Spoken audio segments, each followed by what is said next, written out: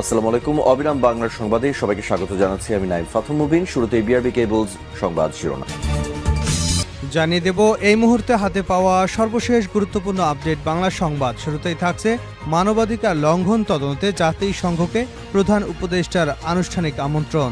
ছাত্র জনতার আন্দোলন চলাকালে মানবাধিকার লঙ্ঘনের তদন্তে জাতিসংঘকে আনুষ্ঠানিক আমন্ত্রণ জানিয়েছেন অন্তর্বর্তী সরকারের প্রধান উপদেষ্টা ডক্টর মোহাম্মদ ইউনূস। এ বিষয়ে প্রধান উপদেষ্টার কাছ থেকে একটি আনুষ্ঠানিক আমন্ত্রণ পত্র পেয়েছে জাতিসংঘের মানবাধিকার বিষয়ক হাই কমিশনার ফলকার তুর্ক। গত ১ জুলাই থেকে ১৫ আগস্ট পর্যন্ত ঘটনাগুলোকে তদন্তের জন্য জাতিসংঘকে অনুরোধ জানানো হয়েছে। এবারে জানাবো পুঞ্জীভূত ক্ষোভ থেকে মানুষ আওয়ামী লীগ নেতাদের ডিম ছুঁড়ে মারছে। মির্জা ফখরুল বিএনপি ১৭ বছর ধরে ক্ষমতার বাইরে। এদিকে দলের ভারপ্রাপ্ত চেয়ারম্যান তারেক রহমান দণ্ডিত হয়ে ২০০৮ সাল থেকে লন্ডনে বসবাস করছেন। তার মা বিএনপির প্রধান খালেদা জিয়া সাজা পাওয়ার পর তাকে কারাগারে রাখা হয়। অসুস্থ হলে পরে বাসায় থাকার অনুমতি দেওয়া হলেও বিদেশে চিকিৎসার অনুমতি দেওয়া হয়নি। জানাবো কৃষক শ্রমিক জনতা লীগ সভাপতি বঙ্গবীর কাদের সিদ্দিকী বীরুত্তম বলেছেন, মৌলানা ভাসানী বঙ্গবন্ধু আর জনগণের আওয়ামী লীগ আর শেখ হাসিনার আওয়ামী লীগ এক আওয়ামী লীগ নয়। শুক্রবার দুপুরে গোপালগঞ্জের টুঙ্গিপাড়ায় জাতির পিতা বঙ্গবন্ধু শেখ মুজিবুর রহমানের সমাধিসৌধের সামনে দাঁড়িয়ে শ্রদ্ধা নিবেদনের পর সাংবাদিকদের প্রশ্নের জবাবে তিনি এসব কথা বলেন। এবারে থাকছে বন্যার্তদের ১০ কোটি টাকার সহায়তা দিল বিএনপি। বন্যার্তদের সহায়তার জন্য বিএনপি নগদ ২.৫ কোটি টাকা সহ ১০ কোটি টাকা ত্রাণ দিয়েছে বলে জানিয়েছেন দলটির স্থায়ী কমিটির সদস্য অধ্যাপক ডক্টর এজিএম জাহিদ হোসেন। এবারে থাকছে গুম ব্যক্তিদের দ্রুত খুঁজে বের করবার আহ্বান জামায়াতের। গত আওয়ামী সরকারের আমলে গুম হওয়া ব্যক্তিদের ফিরিয়ে আনতে অন্তর্বর্তী সরকারের প্রতি আহ্বান জানিয়েছেন জামায়াত ইসলামের আমির শফিকুর রহমান। ৩০ আগস্ট আন্তর্জাতিক গুম দিবস উপলক্ষে গতকাল বৃহস্পতিবার এক বিবৃতিতে তিনি বলেন, জাতীয় ও আন্তর্জাতিক বিভিন্ন মানবাধিকার সংগঠন এজেন্সির তথ্য অনুযায়ী ক্ষমতাচ্যুত ফ্যাসিস্ট আওয়ামী সরকারের ১৫.৫ বছরের শাসন আমলে বিভিন্ন শ্রেণী পেশার ৭০০-র অধিক মানুষ গুম হয়েছেন। এবং সর্বশেষ জানাবো আন্তর্জাতিক সংবাদ। গাজায় কিছু সময় যুদ্ধ বন্ধ রাখতে ইসরায়েল সম্মত। ফিলিস্তিনের স্বাধীনতাকামী সংগঠন হামাস নিয়ন্ত্রিত গাজায় কিছু সময়ের জন্য ইসরায়েল যুদ্ধ বন্ধ রাখতে সম্মত হয়েছে। জাতিসংঘের বিশ্ব স্বাস্থ্য সংস্থা জানিয়েছে, গাজায় শিশুদের পোলিও টিকা দেওয়ার জন্য মানবিক কারণে যুদ্ধ বন্ধ রাখতে সম্মত হয়েছে ইসরায়েল। খবর বিবিসির। এতক্ষণ শিরোনাম শুনছিলেন, এবার বিস্তারিত। প্রিয় দর্শক, আপনি যদি এই চ্যানেলে নতুন হয়ে থাকেন, ভিডিওটি দেখতে দেখতে চ্যানেলটি সাবস্ক্রাইব করে আমাদের সঙ্গেই থাকুন। আর এই ভিডিও সম্পর্কে আপনি আপনার মূল্যবান মতামতটি কমেন্ট বক্সে জানিয়ে দিন। আর হ্যাঁ প্রিয় দর্শক, জানিয়ে দিন ভিডিওটি কোথা থেকে দেখছেন। মানবাধিকার লঙ্ঘন তদন্তে জাতিসংঘের প্রধান উপদেষ্টার আনুষ্ঠানিক আমন্ত্রণ। ছাত্র জনতার আন্দোলন চলাকালে মানবাধিকার লঙ্ঘনের তদন্তে জাতিসংঘকে আনুষ্ঠানিক আমন্ত্রণ জানিয়েছেন অন্তর্বর্তী সরকারের প্রধান উপদেষ্টা ডক্টর মোহাম্মদ ইউনূস। এ বিষয়ে প্রধান উপদেষ্টার কাছ থেকে একটি আনুষ্ঠানিক আমন্ত্রণপত্র পেয়েছেন জাতিসংঘের মানবাধিকার বিষয়ক হাই কমিশনার ফলকার তুর্ক। স্থানীয় সময় আজ শুক্রবার সুইজারল্যান্ডের জেনেভায় এক ব্রিফিংয়ে এ তথ্য জানিয়েছেন জাতিসংঘের মানবাধিকার বিষয়ক হাই কমিশনারের মুখপাত্র রাভিনা সামদাসানি। জাতিসংঘের মানবাধিকার বিষয়ক হাই কমিশনারের এই মুখপাত্র জানান, নিরপেক্ষ ও স্বাধীন সত্য অনুসন্ধান পরিচালনার জন্য প্রধান উপদেষ্টা ডক্টর মোহাম্মদ ইউনূসের কাছ থেকে একটি আনুষ্ঠানিক আমন্ত্রণপত্র পেয়েছেন ফলকার তুর্ক। গত ১ জুলাই ১৫ আগস্ট ঘটনাগুলোর তদন্তে জাতিসংঘকে অনুরোধ জানানো হয়। ন্যায় বিচার, জবাবদিহিতা, দীর্ঘমেয়াদী সংস্কারের জন্য আগামী সপ্তাহের কোনো সময় বাংলাদেশে জাতিসংঘের একটি ফ্যাক্ট ফাইন্ডিং দল আসার কথা রয়েছে। দলটিকে পূর্ণ সহযোগিতা করবার জন্য অন্তর্বর্তী সরকার এবং নিরাপত্তা বাহিনীর কাছ থেকে প্রতিশ্রুতি পেয়েছেন তারা। উল্লেখ্য, চলতি মাসের ২২ এবং ২৯ আগস্ট পর্যন্ত জাতিসংঘের একটি কারিগরি দল বাংলাদেশ সফর করে।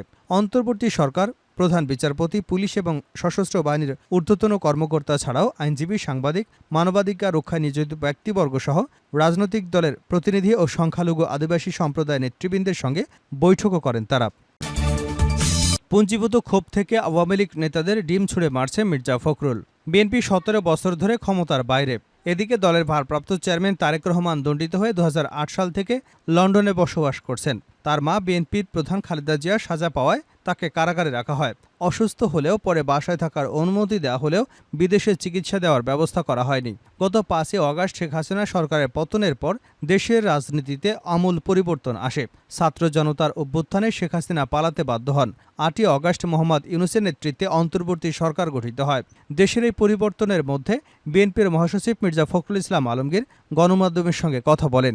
বিএনপির সঙ্গে অতীতে যাবতীয় দ্বন্দ্ব মিটিয়ে ফেলতে সজীব ওয়াজেদ জয়ের সাম্প্রতিক আহ্বান এবং বিএনপি ক্ষমতায় গেলে আবারও হাওয়া ভবন ফিরে আসবে কিনা এমন জটিল প্রশ্নের জবাব দিয়েছেন বিএনপির মহাসচিব।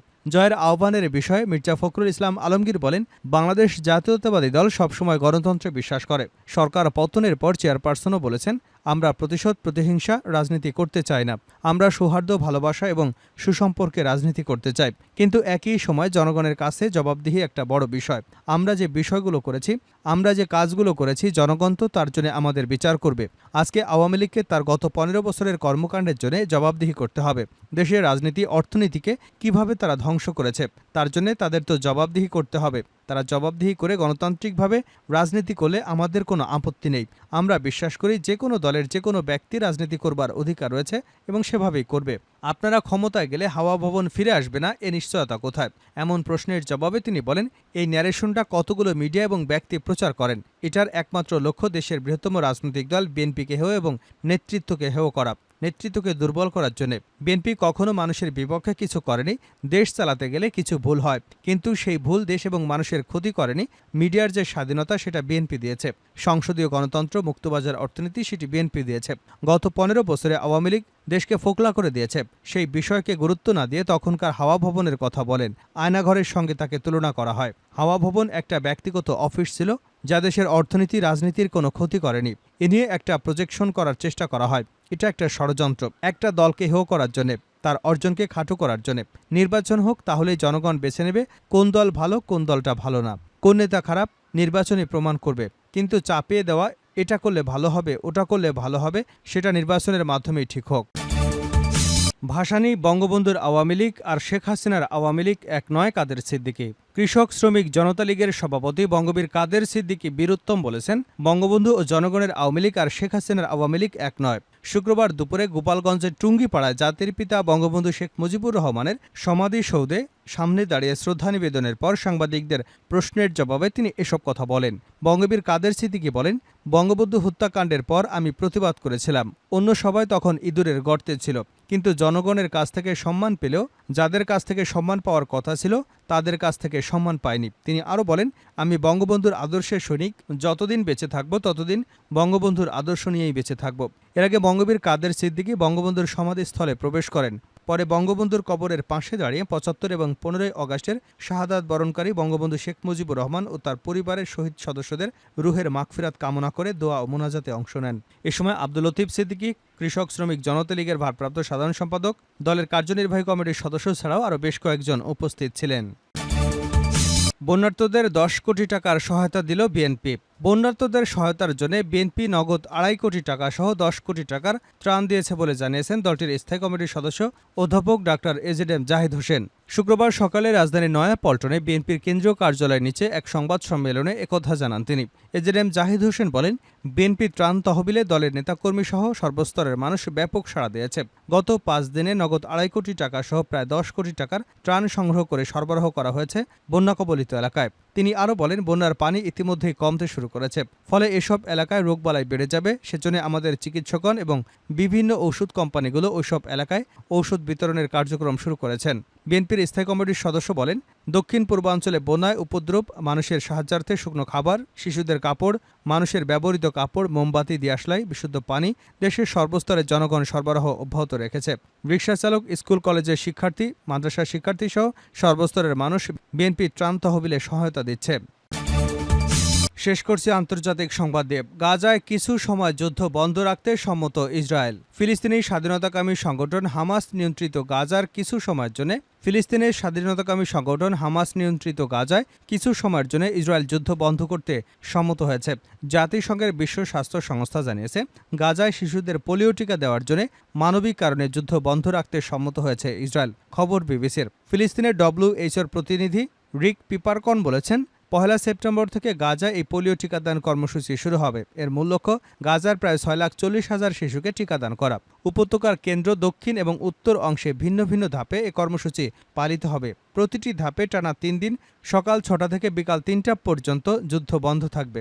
গাজার প্রথম পোলিও আক্রান্ত ব্যক্তি 25 বছর ধরে এ রোগে ভুগছেন। তার সংস্পর্শে আসার পর 10 মাস বয়সী এক শিশু আংশিকভাবে পক্ষাঘাতগ্রস্ত হয়। জাতিসংঘের কর্মকর্তারা একথা জানানোয় কয়েকদিনের মাথায় এই সম্মতি এলো। মুখে খাওয়ার পলিও ভ্যাকসিন টাইপ 2 প্রায় 1.26 মিলিয়ন ডোজ ইতিমধ্যে গাজা রয়েছে এবং প্রায় 4 লাখ ডোজ শিগগিরই পৌঁছাবে। ফিলিস্তিনের স্বাস্থ্য মন্ত্রণালয় এই ক্যাম্পেইনটি পরিচালনা করবে, তবে তাদের সহযোগিতা করবে বিশ্ব স্বাস্থ্য সংস্থা, ইউনিসেফ, UNRWA। এ কর্মসূচি বাস্তবায়নের জন্য 2000-এরও বেশি কর্মীকে প্রশিক্ষণ দেওয়া হয়েছে। গাজা উপত্যকা 90% এলাকাকে এই টিকাদান কর্মসূচির আওতায় আনাটা বিশ্ব স্বাস্থ্য সংস্থার লক্ষ্য। এর উদ্দেশ্যে অতি সত্বর গাজায় এই ভাইরাসের সংক্রমণ বন্ধ করা। এই লক্ষ্যমাত্রা অর্জনের জন্য যদিও আরও একদিন প্রয়োজন, সেক্ষেত্রে যুদ্ধবিরতি আরও একদিনের জন্য চলবে। চুক্তিতে এটিও উল্লেখ রয়েছে। বিশ্ব স্বাস্থ্য সংস্থা বলছে, সংঘাতের আগে গাজা ও পশ্চিম তীরে টিকাদানের হার ছিল বেশি। 2022 সালে আনুমানিক 99% এলাকায় টিকা দেওয়া হয়েছিল, কিন্তু সর্বশেষ তথ্য অনুসারে গত বছর এটি 89% নেমে আসে। ইসরায়েলি সামরিক বাহিনী গত জুলাই মাসে বলেছিল যে তারা তাদের সেনা সদস্যদেরকে পোলিও টিকা দেওয়া শুরু করেছে। হামাস কর্মকর্তা বাসেম নাইম বার্তা সংস্থা রয়টার্সকে বলেন, গাজা উপত্যকায় 6.5 লাখেরও বেশি ফিলিস্তিনি শিশুর সেবা ও সুরক্ষার জন্য এই টিকাদান কর্মসূচি বাস্তবায়ন করতে আমরা আন্তর্জাতিক সংস্থাগুলোকে সহায়তা করতে প্রস্তুত। তবে ইসরায়েলের প্রধানমন্ত্রী বেঞ্জামিন নেতানিয়াহু বলেছেন, 3 দিন যুদ্ধ বন্ধ রাখাটা যুদ্ধবিরতি নয়।